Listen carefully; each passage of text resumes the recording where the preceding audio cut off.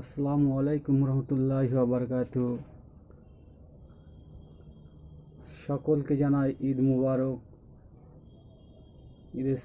ঈদের শুভেচ্ছা, অভিনন্দন এবং আন্তরিক ভালোবাসা। এই ঈদের দিনে মনে পড়ে যায় প্রিয় ব্যক্তিত্ব আল্লামা দিলদার হোসেন সাঈদী হুজুর রহমতুল্লাহ আলাইহির কথা। আল্লাহ পাক তাকে জান্নাতুল ফেরদাউসের সুউচ্চ মাকাম দান করুন।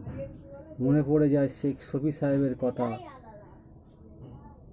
আল্লাহ পাক তার ভুল ত্রুটি ক্ষমা করে জান্নাতুল ফেরদাউস নসিব করেন এবং খাস করে আমার নানা নানি, দাদা দাদি, আত্মীয় স্বজন সবাই এর কবরে আজাবকে মাফ করে জান্নাতুল ফেরদাউস নসিব করেন। সারা বিশ্বের মুসলিম নরনারীর গুনাহ খাতা মাফ করে জান্নাতুল ফেরদাউস নসিব করেন এবং সকল বন্ধুদের জানাই ঈদ মুবারক। সকলের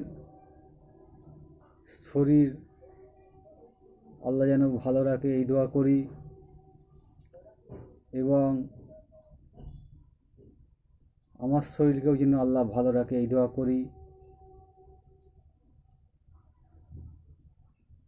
এই ঈদের দিনে কত মানুষ দুঃখে কষ্টে থাকে, আমরা যেন তাদের পাশে দাঁড়াতে পারি। আল্লাহ রাব্বুল আলামিনের কাছে এই তৌফিক কামনা করি। আবারও একবার সকলকে ঈদ মুবারক। যারা আমার চ্যানেলটাকে সাবস্ক্রাইব করেছেন তাদেরকে অসংখ্য ধন্যবাদ। আমার চ্যানেলকে সাবস্ক্রাইব করবেন, কমেন্ট করবেন, লাইক করবেন এবং শেয়ার করবেন।